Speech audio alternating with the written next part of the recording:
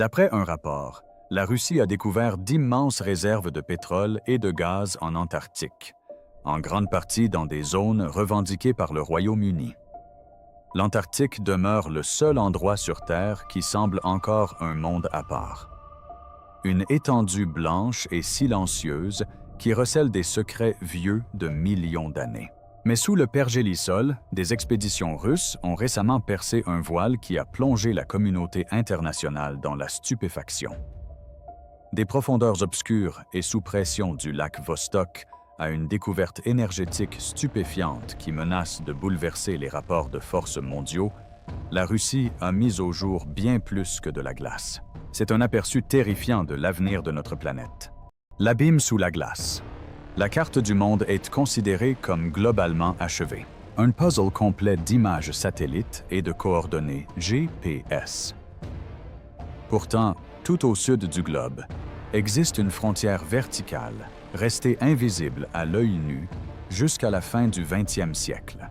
Pendant des décennies, la station de recherche russe de Vostok était surtout connue pour être l'endroit le plus froid de la planète. Un avant-poste désert où les températures chutaient régulièrement, jusqu'à moins 80 degrés Celsius.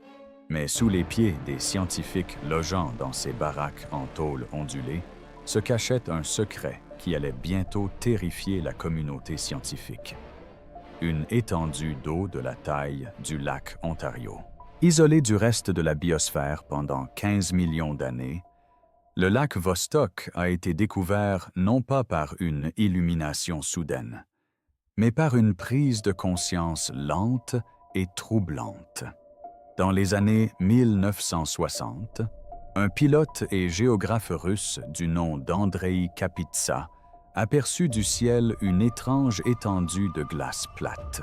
Elle ne reprenait pas le relief accidenté et ondulé des glaciers environnants. Elle était parfaitement plane, comme un miroir gelé.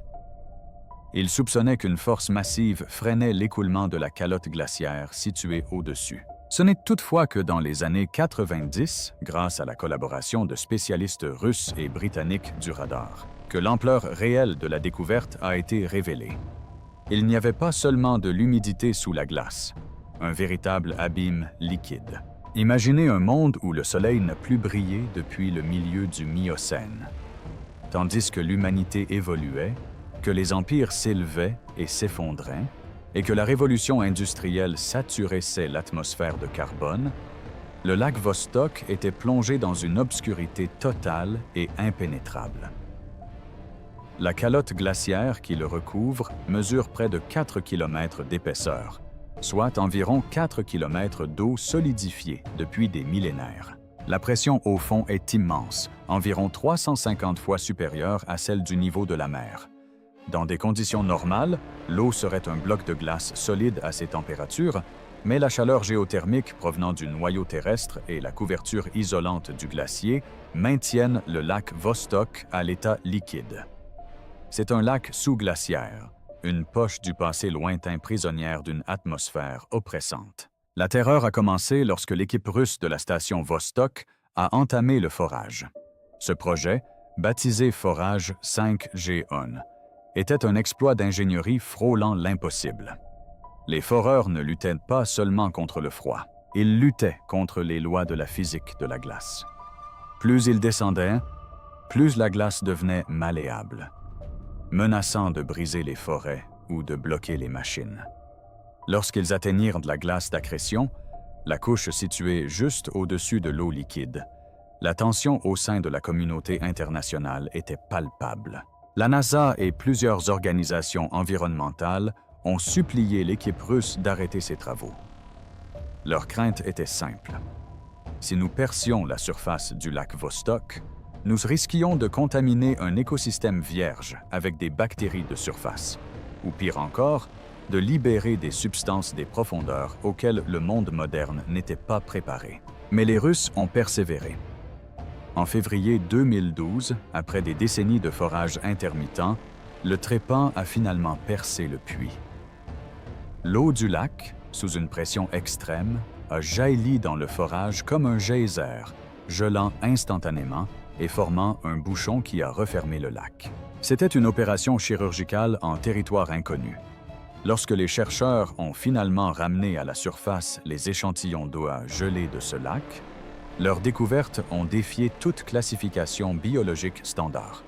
L'analyse de la glace a révélé des séquences d'ADN qui ne correspondaient à aucune des bases de données mondiales. Ils ont découvert des traces d'extrémophiles, des organismes qui prospèrent autrement dans des conditions mortelles pour toute autre forme de vie. Certaines de ces bactéries semblaient être des organismes multicellulaires complexes, adaptés à un milieu hyperoxygéné. Le lac est saturé d'oxygène et plongé dans l'obscurité la plus totale. On parlait de la bactérie 1T, une forme de vie qui partage moins de 86% de son ADN avec toute espèce connue. Dans le monde de la génétique, c'est un gouffre. C'est la différence entre un humain et un champignon. Cette découverte était terrifiante, car elle prouvait que la vie ne se contente pas de survivre dans l'obscurité. Elle évolue en quelque chose de totalement étranger. La découverte russe a balayé l'idée que l'Antarctique était un continent mort. Au contraire, cette découverte a révélé que nous marchons au-dessus d'un immense laboratoire sous pression abritant une biologie inconnue. Si ces organismes venaient à se retrouver dans nos océans par la fonte des glaces ou le déplacement des plaques tectoniques, les conséquences écologiques seraient imprévisibles. Il ne s'agit pas simplement d'un lac.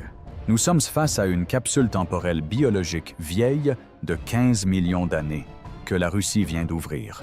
Le mystère de ce qui nage dans l'obscurité n'est que le point de départ de l'histoire, car l'attention se porte désormais sur les ressources de l'avenir plutôt que sur la biologie du passé.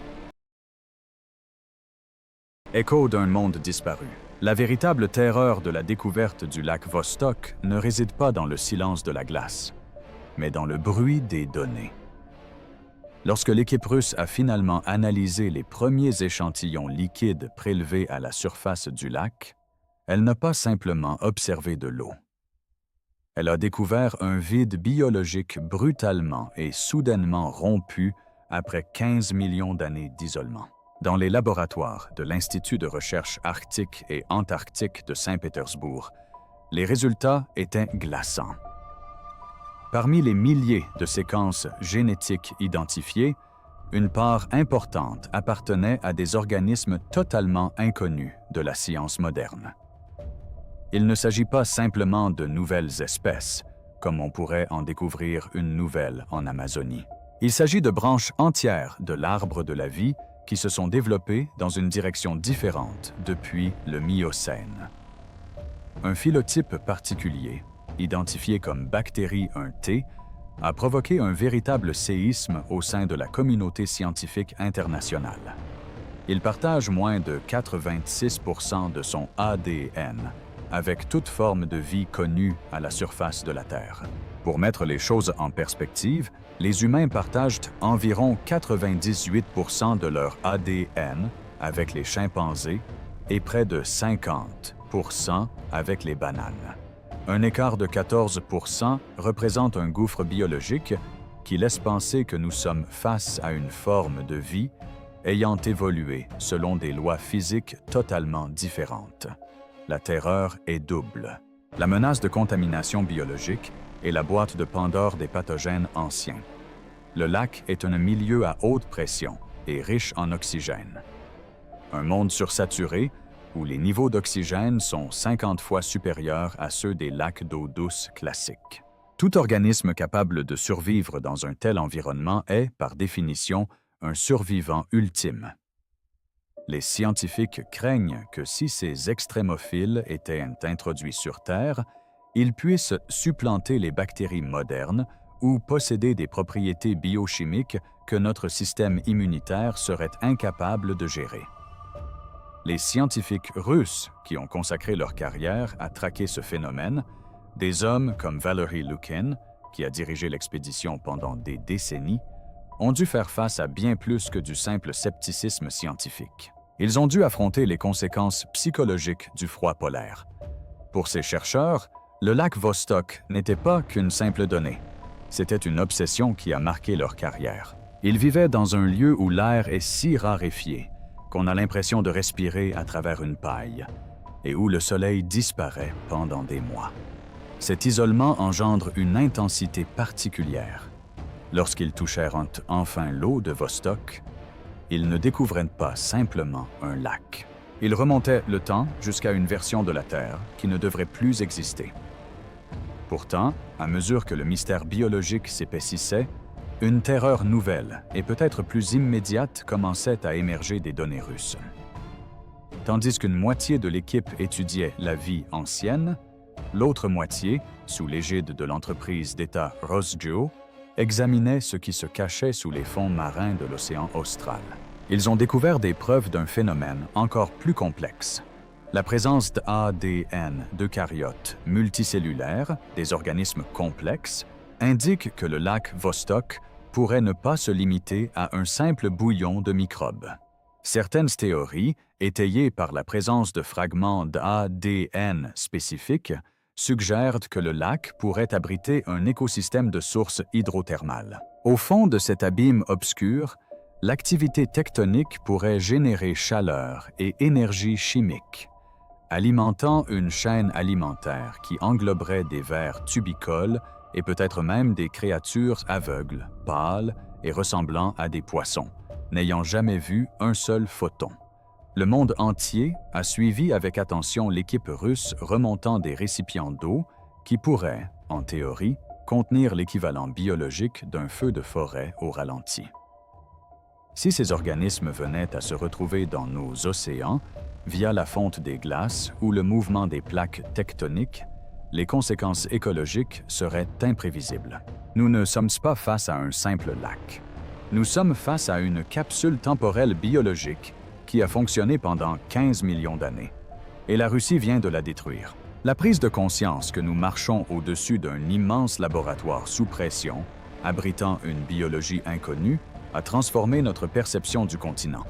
Ce n'est plus seulement une barrière de glace, mais un couvercle recouvrant un monde qu'il vaudrait peut-être mieux laisser en paix. Mais tandis que les scientifiques s'interrogeaient sur l'éthique de leur découverte, l'attention du Kremlin se détourna des microbes présents dans l'eau pour se porter sur les richesses contenues dans la roche. Le mystère silencieux du lac gelé en profondeur fut bientôt éclipsé par une découverte qui allait embraser les cercles du pouvoir mondial. Le spectre d'une industrie pesant 1000 milliards de dollars. Le fantôme des 511 milliards de barils. Si les mystères biologiques de ce lac gelé ont captivé l'imagination scientifique, une révélation bien plus immédiate et explosive a émergé des eaux glacées de la mer de Weddell.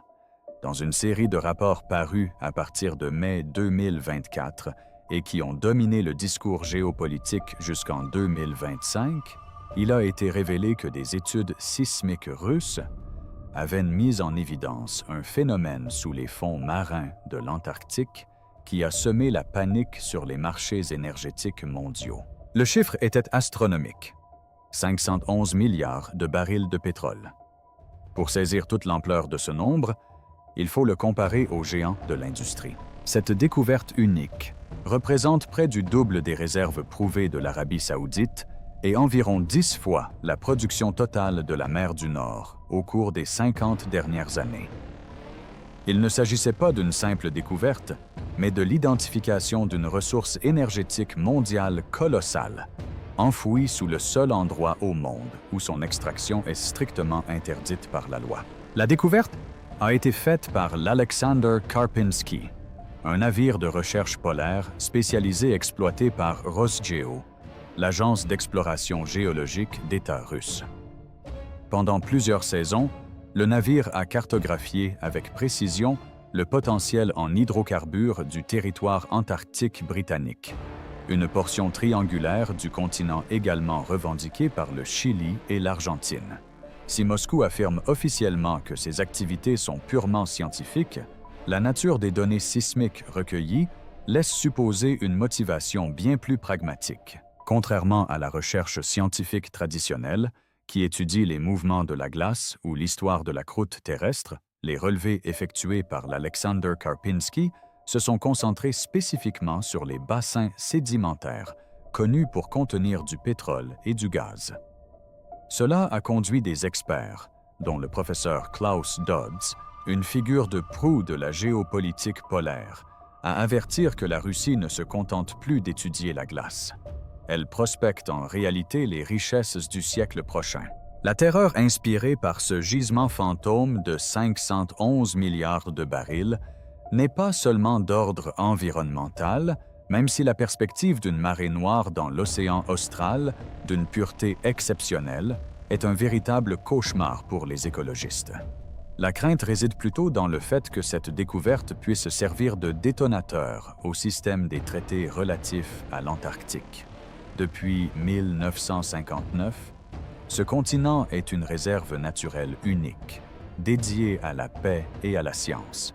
Le protocole de Madrid de 1991 interdisant indéfiniment toute activité minière et pétrolière. Toutefois, le protocole devrait faire l'objet d'un réexamen en 2048. En cartographiant ces réserves dès maintenant, la Russie a, de fait, marqué le cap de la réserve sur le continent, signalant au monde entier que lorsque le traité sera finalement remis en question, la course aux ressources énergétiques les plus abondantes sera menée par le Kremlin.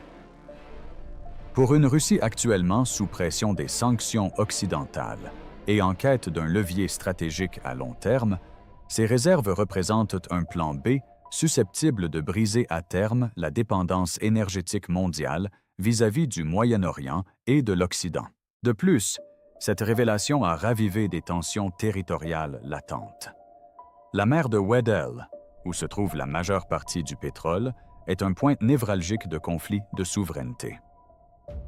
Le Royaume-Uni, le Chili et l'Argentine revendiquent tous des droits historiques sur cette région et aucun n'est prêt à voir une puissance rivale ou un géant russe, propriété de l'État, inventorier systématiquement les richesses qu'ils estiment leur revenir de droit. En réponse aux informations russes, le Chili et l'Argentine ont déjà renforcé leur présence navale et tenu des réunions d'urgence dans leurs bases antarctiques respectives. Ce monde fantôme de 511 milliards de barils a transformé ce qui était autrefois une frontière scientifique collaborative en un échiquier où les enjeux sont considérables et où les coups se jouent au gré des signaux sismiques et des avertissements diplomatiques. Le monde est terrifié, car pour la première fois en 60 ans, le continent blanc est perçu à travers le prisme de la cupidité industrielle plutôt que celui de l'émerveillement scientifique. Techniquement, l'extraction de ces ressources demeure un exploit d'ingénierie extrême, actuellement hors de portée de l'homme. La mer de Weddell abrite certaines des eaux les plus dangereuses de la planète, où d'immenses icebergs peuvent briser les coques et où des vents de force ouragan rendent impossible l'utilisation des plateformes de forage traditionnelles. Pourtant, la simple existence de ces données change la perception de la région. Cela engendre une véritable frénésie d'exploitation des ressources, difficile à endiguer. Si une nation se prépare à un monde d'extraction post-traité, les autres se sentiront obligés d'en faire autant pour ne pas être laissés pour compte. C'est là le véritable danger de la découverte russe. On n'a pas seulement trouvé du pétrole. On a trouvé le moyen précis de détruire 70 ans de paix internationale. Le paysage silencieux et glacé est désormais hanté par la perspective de Derricks et d'oléoducs, une vision de l'avenir qui ressemble à une trahison de la raison d'être même du continent. Alors que les tensions géopolitiques s'intensifient, l'attention du monde se reporte sur les populations locales, celles qui vivent aux confins du monde, prises entre la quête du savoir et le poids des ambitions de leur nation. Au-delà des sommes se chiffrant en milliards de dollars et des microbes ancestraux, il y a les êtres humains qui vivent réellement dans ce congélateur, des hommes et des femmes, dont la survie quotidienne est aussi précaire que les traités qu'ils représentent. Le dégel géopolitique, véritable terreur de la découverte russe en Antarctique, ne se limite pas aux données sismiques ou aux microbes anciens. Il se manifeste aussi dans l'endurance humaine nécessaire à leur mise au jour. Pour comprendre comment la Russie a obtenu ces révélations, il faut se pencher sur la vie des personnes en poste à Vostok. Établie en 1957, la station Vostok est située sur la calotte glaciaire de l'Antarctique orientale, à environ 1 km du pôle sud géographique. C'est un lieu où la notion de carrière prend une dimension de survie. La station est située au pôle sud du froid, où l'atmosphère est si raréfiée à 488 mètres d'altitude que les nouveaux arrivants souffrent souvent du mal des montagnes pendant des semaines, peinant à accomplir les tâches les plus simples. Ici, l'air contient près de 50% d'oxygène en moins qu'au niveau de la mer, faisant de chaque respiration un effort conscient et de chaque pas un pari risqué. Les chercheurs qui habitent cette station, les Vostochniki, sont d'une espèce à part. Leur carrière se forge dans un monde où le soleil disparaît pendant 4 mois de l'année, plongeant la station dans une nuit glaciale permanente. Durant ces longs mois d'hiver, la station est totalement inaccessible. Aucun avion ne peut atterrir car les fluides hydrauliques de leur train d'atterrissage gèleraient et se briseraient. Aucune traversée terrestre ne peut les atteindre à travers les 400 km de glace déchiquetée. Les 15 à 30 hommes qui restent sont parmi les êtres humains les plus isolés de l'univers, plus coupés du monde que les astronautes de la Station spatiale internationale. Pour des scientifiques comme Vladimir Lipenkov ou feu Boris Kudryashov, le parcours jusqu'à Vostok commençait souvent dans les instituts rigoureux des mines et de l'ingénierie de Saint-Pétersbourg et de Moscou, où ils se spécialisaient dans la physique de la glace et la mécanique du forage en eau profonde. La vie quotidienne à Vostok est une lutte acharnée contre l'entropie. La station est alimentée par des générateurs diesel qui ne doivent jamais tomber en panne, car une perte de chaleur à moins 80 degrés Celsius entraînerait la mort en quelques heures. On n'y trouve pas d'eau. Elle est fabriquée en faisant fondre la neige dans de grandes cuves, une tâche qui incombe à l'officier de service. Le régime alimentaire est riche en calories et en matières grasses pour compenser la lutte constante du corps pour maintenir sa température interne. Les repas se composent souvent de viandes en conserve, de bouillies consistantes et, de temps à autre, d'un légume fermenté. Les rôles professionnels sont flexibles. Un glaciologue de renommée mondiale pourrait passer sa matinée à analyser des carottes de glace vieilles de 400 ans et son après-midi à déneiger les conduits de ventilation de la station. Cette absence de hiérarchie est une nécessité. Dans un lieu où la nature s'acharne à vous tuer, le seul atout qui compte est votre capacité à assurer le bon fonctionnement du chauffage. L'impact psychologique sur ces scientifiques fait l'objet d'études approfondies menées par l'Institut russe de recherche arctique et antarctique. La monotonie sociale liée à la présence constante des mêmes 12 personnes pendant 1 an dans un environnement confiné et métallique engendre un état psychologique particulier appelé tension antarctique. La longévité professionnelle à Vostok est rare. Nombre de scientifiques passent 1 ou 2 hivers sur la glace et n'y reviennent jamais, leur corps et leur esprit épuisés par la privation sensorielle. Pourtant, il y a les passionnés, ces hommes qui ont consacré des décennies à retourner sur la glace, animés par une fascination pour les secrets enfouis à 4 km sous terre. Ce sont eux qui ont géré le projet de forage 5G1. Une machine devenue pour eux une entité vivante, exigeant un entretien constant, une lubrification rigoureuse et une précision chirurgicale pour éviter de contaminer le lac qu'ils cherchaient désespérément à atteindre. Ces hommes sont à l'avant-garde des ambitions russes en Antarctique. Tandis que le monde perçoit 511 milliards de barils de pétrole comme une menace géopolitique, les Vostochniki y voient le fruit de décennies de labeur acharné dans l'obscurité. Leur carrière repose sur le principe que l'Antarctique n'est pas un désert, mais un véritable réservoir de ressources. Lorsque la Russie a entrepris une modernisation massive de la station en 2024 et 2025, transportant des milliers de tonnes de nouveaux équipements à travers la glace par train-tracteur, le message était clair. Il passe d'une exploration temporaire à une occupation permanente. Le nouveau complexe hivernal, une structure modulaire évoquant une station spatiale futuriste, est conçu pour loger les chercheurs dans un confort relatif, signe que l'ère de la survie héroïque cède la place à celle d'une présence à l'échelle industrielle. Mais tandis que ces scientifiques s'installent dans leur nouveau foyer high-tech, la terreur qu'ils ont mise au jour commence à s'échapper du laboratoire et à envahir l'arène politique mondiale. La transition de la découverte scientifique à l'atout national est toujours délicate, surtout lorsque cet atout est le dernier territoire inexploité de la planète. Le pergélisol qui fonde.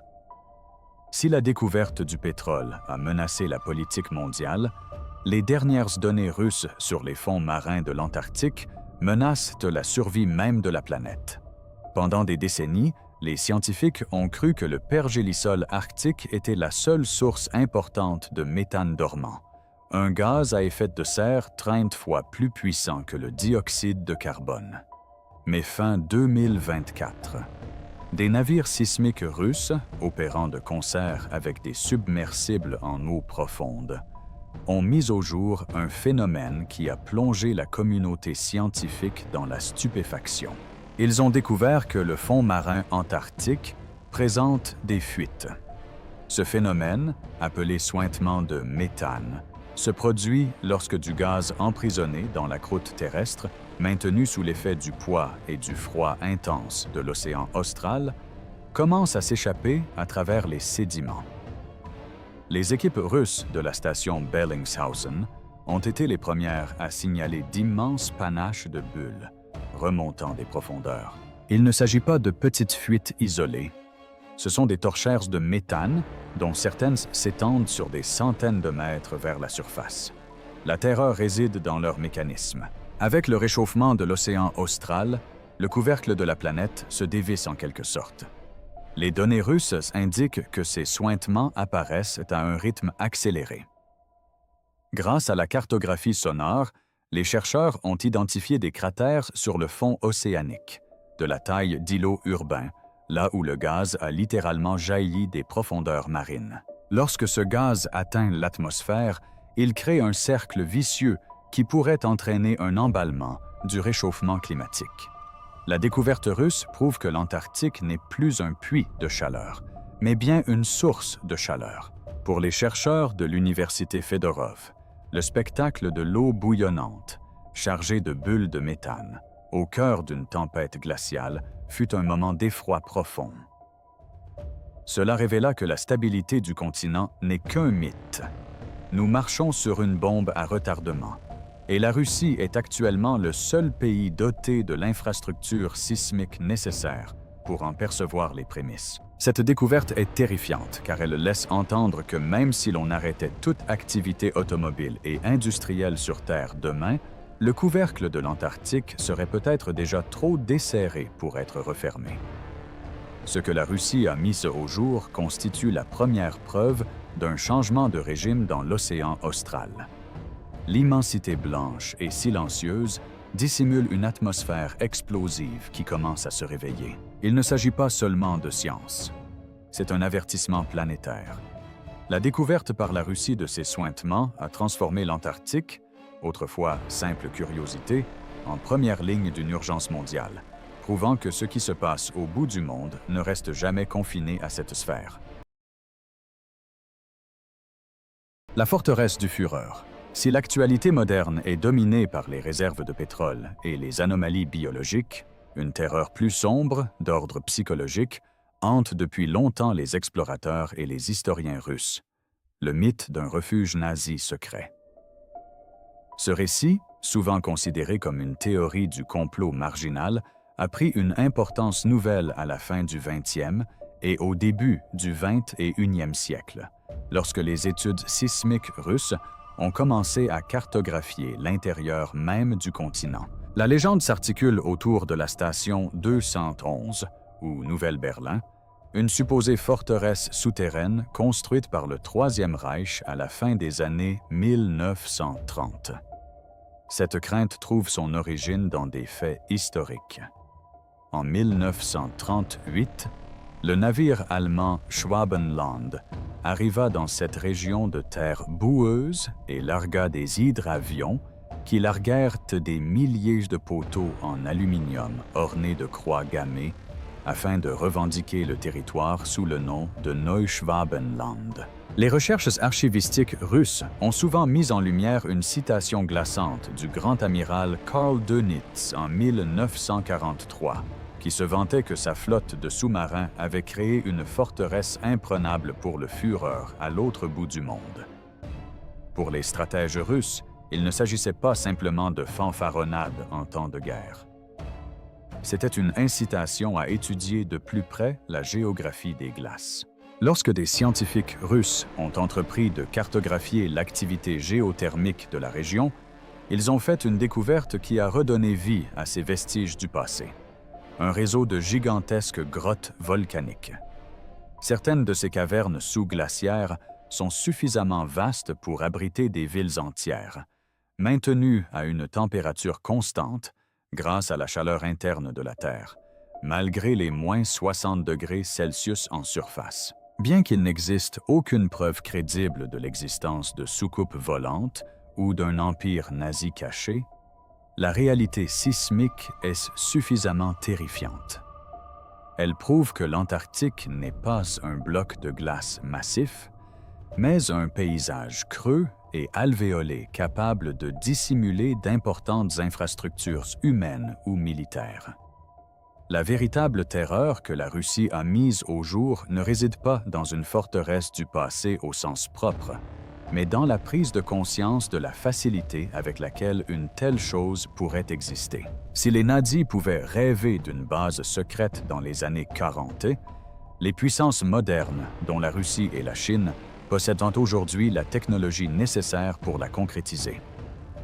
En exploitant les anomalies thermiques des forteresses mythiques, la Russie a cartographié les emplacements idéaux pour de futures installations de l'état profond, dissimulées à jamais sous des kilomètres de glace protectrice. Le mythe du passé est devenu le plan directeur de l'expansion militaire clandestine de demain. Le passage du mythe historique à la réalité stratégique moderne nous amène à notre dernière réflexion sur le destin ultime du continent. Ultime frontière de la Terre. La révélation des découvertes russes en Antarctique représente bien plus qu'une simple percée scientifique. Il s'agit d'une profonde remise en question de notre compréhension du dernier sanctuaire terrestre. Comme nous l'avons vu, la découverte d'un écosystème extraterrestre sous pression dans le lac Vostok suggère que l'histoire biologique de notre planète est bien plus complexe et potentiellement plus dangereuse que nous ne l'avions jamais imaginé. Ces microbes anciens, isolés depuis 15 millions d'années, nous rappellent que le continent blanc n'est pas un tombeau glacé, mais un laboratoire vivant et dynamique. La terreur biologique réside dans l'inconnu. Le risque, par la simple observation de notre monde, d'avoir déjà amorcé un processus de contamination susceptible de se propager à l'échelle mondiale de manière encore imprévisible. Cependant, à mesure que l'attention se déplace du laboratoire vers les fonds marins, cette terreur prend une forme humaine plus familière. La soif d'énergie et de puissance. La découverte de 511 milliards de barils de pétrole sous la mer de Weddell a mis fin à l'ère de l'exception antarctique. Pendant plus de 60 ans, le système du traité sur l'Antarctique a imposé au monde des normes plus élevées, prouvant que l'humanité pouvait privilégier la science à l'extraction et la paix à la compétition. Mais que les études russes de 2024 et 2025 ont exercé une pression considérable et indéniable sur ses relations diplomatiques. Le monde est terrifié, car il sait que l'attrait d'une telle richesse a, historiquement, suffi à faire fléchir même les accords internationaux les plus solides. Nous entrons à présent dans une période de dégel géopolitique qui reflète la fonte physique des calottes glaciaires. Alors que des nations comme la Russie et la Chine renforcent leur présence et modernisent leurs stations, elles ne se contentent pas de préparer un développement scientifique accru. Elles se positionnent pour un avenir où le protocole de Madrid de 1991 appartiendra au passé. Les scientifiques de carrière de Vostok et les marins de l'Alexander Karpinski sont les pionniers de cette nouvelle ère, œuvrant aux limites de l'endurance humaine pour cartographier un trésor que le monde n'est peut-être pas encore prêt à gérer. La terreur réside dans la prise de conscience que le dernier lieu vierge de la planète est désormais la proie de la civilisation industrielle. En fin de compte, ce que la Russie a découvert en Antarctique est un miroir. Il reflète notre plus grande curiosité scientifique et notre avidité la plus tenace. Choisirons-nous de protéger la vie ancestrale des lacs profonds ou d'exploiter le carbone ancien contenu dans les roches? Ce sera l'épreuve décisive du 21e siècle. L'Antarctique est restée silencieuse pendant des millions d'années, mais maintenant que la Russie l'a contrainte à parler, le monde entier écoute avec une angoisse grandissante. La glace n'est plus seulement une barrière, c'est un compte à rebours. L'histoire de la découverte antarctique s'écrit encore dans les laboratoires de Saint-Pétersbourg et les couloirs de l'ONU. Ne manquez pas la prochaine mise à jour. Abonnez-vous pour rester informé des secrets qu'on vous cache.